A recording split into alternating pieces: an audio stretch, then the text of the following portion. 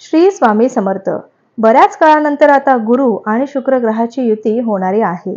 मे महिन्यात होणाऱ्या या युतीमुळे काही राशींच्या व्यक्तींचा अक्षरशः भाग्योदयच होणार आहे.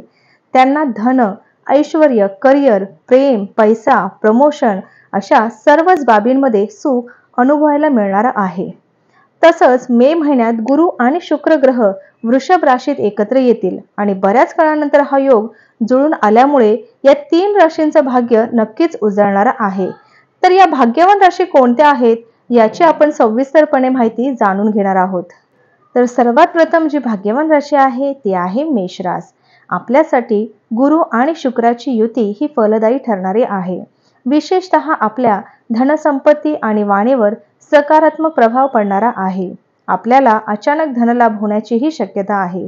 करिअरमध्ये बढती मिळू शकणार आहे. उत्पन्नात देखील वाढ होऊ शकते. तसेच नवी नाती जुळण्यास मदत होणार आहे. ज्यांची लग्न जमत नाही त्यांची लग्न सुद्धा जमण्यास मदत होणार आहे, जी भविष्यासाठी फायदेशीर ठरणारी आहेत. पुढील भाग्यवान राशी आहे वृषभ रास. आपल्यासाठी गुरु आणि शुक्र ग्रहाची युती ही लाभदायी ठरणारी आहे.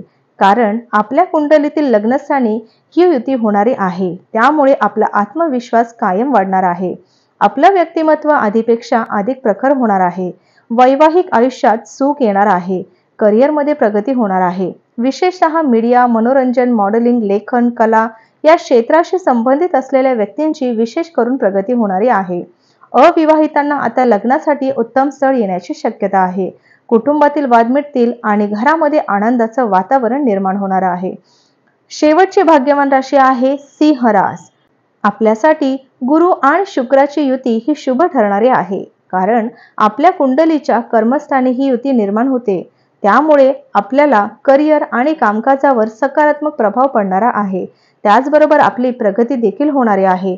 शिवाय मोठी जबाबदारी मिळण्याची पूर्णपणे शक्यता आहे. वेतन वाढही होऊ शकते. या काळात मोठी गुंतवणूक करायला काही हरकत नाही.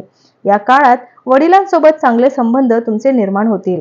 आपल्यासाठी हा काळ म्हणजे हाती घ्याल त्या कार्यात यश मिळेल असा शुभ असणारा आहे.